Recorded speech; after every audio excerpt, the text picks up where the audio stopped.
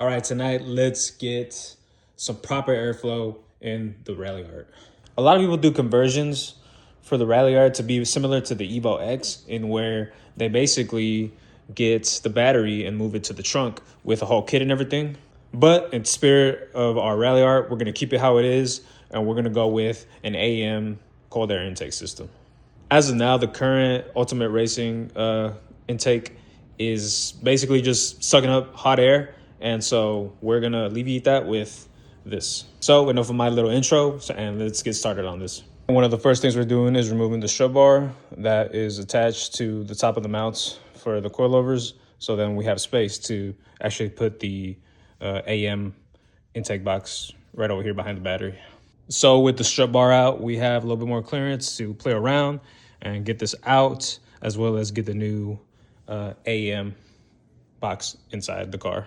Now that we have the Ultimate Racing cold air intake out, we still need our mass airflow sensor. So our car can run and function like it should.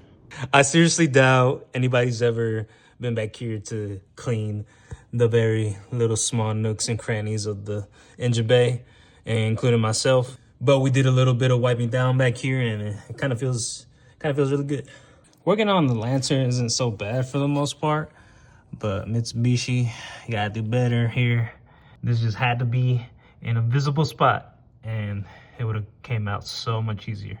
Look at the tiny little turbo. And eventually in the future, it'll be a way bigger turbo. The first thing we need to do to get the AEM system going is we need this specific tube.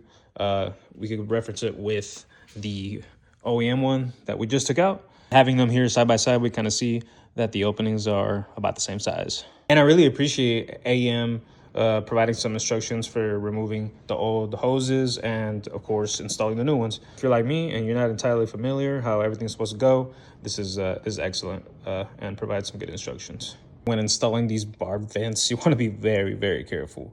These are plastic, so tightening them is a little anxiety-inducing. And just making sure we don't do it too tight, but make sure it's snug. And then, especially the smaller one, make sure you don't kind of accidentally ding it around. But this is how it goes. Okay, so the first problem we see here, and it's finally not our fault. The mass airflow sensor, according to AEM, we're supposed to use the OEM one, but there's no kind of like friction to basically stop any air from coming in here. So then there's this little gap, and you just are supposedly supposed to put in the Allen bolts, but I don't think this is gonna work. For something that's $350-$450, I can't really say this is acceptable, because then we're gonna have issues with a leak here, and we don't want that at all. So actually what I ended up doing to fix the problem for the mass airflow sensor not fitting was just getting black electrical tape and basically just going around and around the area where the O-ring's at. And so this actually kind of fit in really snug. So yeah, this might work out for a little bit. But I am still going to contact AEM about this and see if they can give me something to fix this problem. And so we got basically the hose that goes in the turbo, the tube that goes into the intake box installed, mass airflow sensor. Pretty much a lot of the hard stuff done. We got the box that holds the air filter in installed. It's only really held in by this one little bolt right here, and so it's still pretty sturdy compared to what we had before. And then we have the solenoid. We still need to connect the hoses that go to that, which come from back there, and as well from right here. So we'll get that plugged in here in a little bit. All right, we got the filter installed, as well as the connections for the mass airflow sensor and the solenoid. Last things we need to do is get the funnel that goes in here, and we're gonna need to make some bigger holes. We're gonna have to drill into this project car. That's what it's for. And then we'll get this covered up and we'll basically be finished. And that's all she wrote. Getting this put together was actually a little harder than I thought. It's a very tight fit. I kind of had to play around with the blow-off valve hoses, and so like you can see right here, No, it's kind of a tight fit, but I made it work.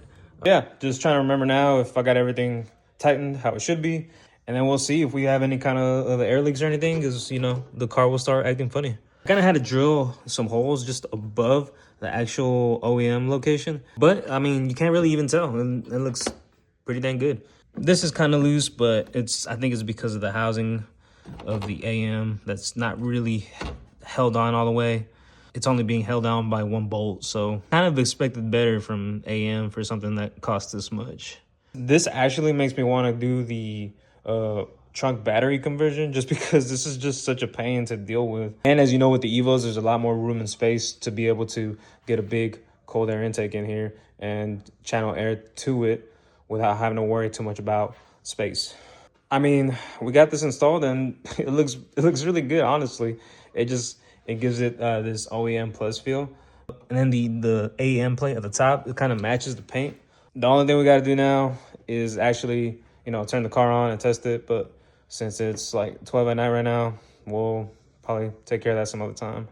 All right, we got the RalliFart turned on, and it doesn't look like there are any problems with the idle.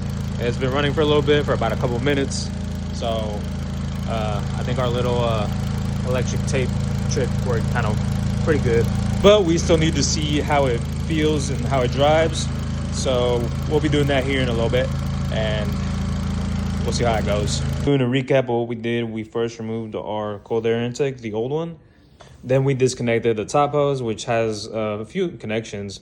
One that goes to the blow-off valve, one that goes to the T split over there by the turbo, and one that goes to the solenoid. And then finally, we remove the hose that goes directly into the turbo itself. We worked our way backwards, connecting the hose that goes into the turbo, then connecting this hose tube that goes into the AEM box that holds the mass airflow sensor, and that basically splits off, you know, into the blow-off valve, the T elbow, and yeah, the other connection down here connected to the solenoid. And then, of course, we installed the filter inside of the box and then screwed down these little bolts for the cover. We put the funnel on, and we made drilled some custom holes to put these push tabs in. And so basically, yeah, that's all she wrote. And then with that, hopefully we drastically can improve our horsepower and our efficiency for the motor. With the mass airflow sensor not fitting properly inside of the new housing, I actually was looking for something I could probably use, and I ended up finding this O-ring that I got from something else. It was from the syringe that we used to fill our differential oil. And I also just happen to have an extra mass airflow sensor. But the cool thing about this is basically this fits pretty snug in here. So I might end up actually using this instead of our electrical tape, which for obvious reasons would, yeah, this would be way better. So we would just need to get the little bolts that go onto the housing and go to Home Depot and see if we can find some similar, but they'll need to be longer because we have this O-ring that's pretty thick and it's obviously going to stick up and not go all the way in.